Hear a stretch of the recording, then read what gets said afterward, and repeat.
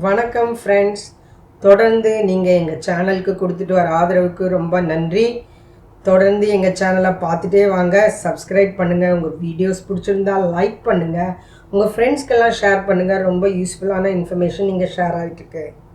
இன்றைக்கி நம்ம வீடியோவில் என்ன பார்க்க போகிறோன்னா, எக்ஸலில் கண்டிஷ்னல் ஃபார்முலாஸ். இப்போது நம்ம ஒவ்வொரு ஃபார்முலாவும் ஒவ்வொரு வீடியோவில் நம்ம பார்க்கலாம். இன்றைக்கி பார்க்க போகிறது if and nested if formula. இப்போ இங்கே இந்த டேட்டா இருக்குது. இந்த டார்கெட் வெர்சஸ் சேல்ஸ், இந்த சேல்ஸ் அதிகமாக பண்ணியிருக்காங்களா, டார்கெட்டை ரீச் பண்ணிட்டாங்களா இல்லையான்றதுக்கு நான் கண்டுபிடிக்கணும். அதுக்கப்புறம் அது பேஸ்டில் அவங்க எவ்வளோ ப்ராஃபிட் பர்சன்டேஜ் பண்ணியிருக்காங்கன்னு கொடுத்துருக்காங்க. அது பேசிஸில் நான் ரேட்டிங் போடணும். ஃபஸ்ட்டு இப்போது டார்கெட்டை விட அவங்க எக்ஸீட் பண்ணிட்டாங்களா இல்லையா அப்படிங்கிறது தெரியணும். ஈக்குவல் டு இஃப் போட்டு ப்ராக்கெட் ஓப்பன் ப்ராக்கெட் பண்ணிவிட்டு, இப்போ சேல்ஸை விட டார்கெட் அதிகமாக இருக்கா இல்லை சேல்ஸ் அதிகமாக இருக்கா என்னன்னு கண்டுபிடிக்கணுன்னா, sales greater than or equal to target அப்படியா, அந்த இது கரெக்டாக, அந்த ஆர்குமெண்ட் கரெக்டாக அப்படின்னா, நான் அப்படி கரெக்டாக இருந்ததுன்னா எனக்கு அவங்க டார்கெட்டை அச்சீவ் பண்ணிட்டாங்கன்னு அர்த்தம். Value if true, target achieve பண்ணிட்டாங்கன்னு அர்த்தம். Target met. இப்போ எந்த டெக்ஸ்ட் டேட்டா போடும்போதும் ஃபார்முலாஸில் டபுள் கொட்டேஷன் கொடுத்து அந்த டேட்டாவை போடணும்.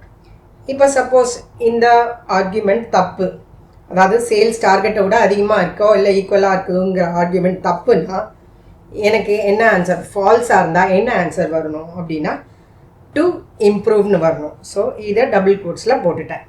இப்போ இது எல்லாத்தையும் அப்படியே ட்ராக் பண்ணுறேன். எனக்கு யார் யார் டார்கெட்டை மீட் பண்ணிட்டாங்க, யார் இன்னும் இம்ப்ரூவ்மெண்ட் பண்ண வேண்டியது இருக்குது அப்படிங்கிறது ஈஸியாக தெரிஞ்சு போச்சு.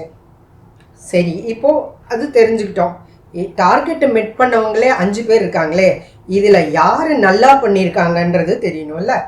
இப்போ நல்லா பண்ணியிருக்காங்க இல்லையாங்கிறது எப்படின்னா, எங்களுக்கு ஒரு க்ரைட்டீரியா இருக்குது.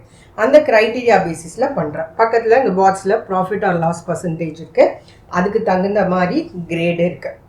இப்போ பார்த்தீங்கன்னா என்னோடய ப்ராஃபிட் ஆர் லாஸ் பர்சன்டேஜை இப்போது இந்த பாக்ஸ்குள்ளே போட்டிருக்கு பார்த்தீங்களா. Greater than or equal to 50% இருந்தால் எக்ஸலண்ட்டுன்னு போடணும், கிரேட்டர் தேன் ஈக்குவல் டு 25% இருந்தால் குட்டுன்னு போடணும். அப்படின்னு வரும்போது நான் first greater than or equal to 50% எடுத்துக்கிறேன். அதுக்கு என்ன வரணும்னா அந்த எக்ஸலண்ட் செல்லை கிளிக் பண்ணி F4 போட்டுக்கிறேன். ஆனால் அதை லாக் பண்ணிவிடுவேன். அந்த செல்லை எக்ஸலண்ட்ங்கிற செல்லை லாக் பண்ணிக்கிறேன். சரி, இது வேல்யூ இஃப் ட்ரூ. இப்போ இந்த வேல்யூவே ஃபால்ஸாக இருந்ததுன்னா இப்போ நான் அதை செலக்ட் பண்ணி, ஒருவேளை 50% விட அதிகமாக இல்லை 25%க்குள்ளே இருந்ததுன்னா அடுத்த செல்லை போடுறேன். அடுத்த இது செலக்ட் பண்ணிவிட்டு குட்டுங்கிற கண்டிஷன், அது ட்ரூவாக இருந்தால் குட்டுன்னு குடு அப்படி சொல்கிறோம். அது ஃபால்ஸாக இருந்தால் திருப்பியும் ஒரு இஃப் ஃபங்க்ஷன் போட்டு திருப்பியும் அதே செல்லை ப்ரெஸ் பண்ணிவிட்டு, இப்போது என்ன க்ரைட்டீரியா, இது greater than R equal to 5% அப்படிங்கிற லாஸ்ட் க்ரைட்டீரியா. என்னோடய பாக்ஸில் என்ன க்ரைட்டீரியா கொடுத்துருக்கேனோ அந்த க்ரைட்டீரியா கேட்டா 5% அப்படின்னு பார்க்க சொல்கிறேன். அது ட்ரூவாக இருந்ததுன்னா அது ஆவரேஜ்னு அவங்களுக்கு கிரேடு கொடுக்க சொல்கிறேன். அதை செல்லை ப்ரெஸ் F4 பண்ணால் லாக் ஆகிடும். அதுக்கப்புறம் இப்போ இது எல்லா க்ரைட்டீரியாவும் முடிஞ்சு போச்சு. இதில் எதுவுமே இல்லைன்னா அவங்க எல்லா க்ரைட்டீரியாவும் ஃபால்ஸாக இருந்தால் புவருங்கிற கண்டிஷன் வந்துடணும். ஸோ இதையும் நான் F4 போட்டு லாக் பண்ணிவிட்டு, எத்தனை இஃப் ஓப்பன் பண்ணணும் அத்தனை க்ளோஸ் ப்ராக்கெட்ஸ் போட்டு க்ளோஸ் பண்ணி என்டர் கொடுத்தேன்னா அவங்க என்ன கிரேடுங்கிறத ஈஸியாக பார்த்துடலாம். எக்ஸலண்ட், ஆவரேஜ், புவர்னு வந்திருக்கு. If and nested if functions பார்த்துட்டோம். இந்த வீடியோ பிடிச்சிருந்ததுன்னா லைக் பண்ணுங்கள், உங்கள் ஃப்ரெண்ட்ஸ்க்கு ஷேர் பண்ணுங்கள். தேங்க்ஸ் ஃபார் வாட்சிங்.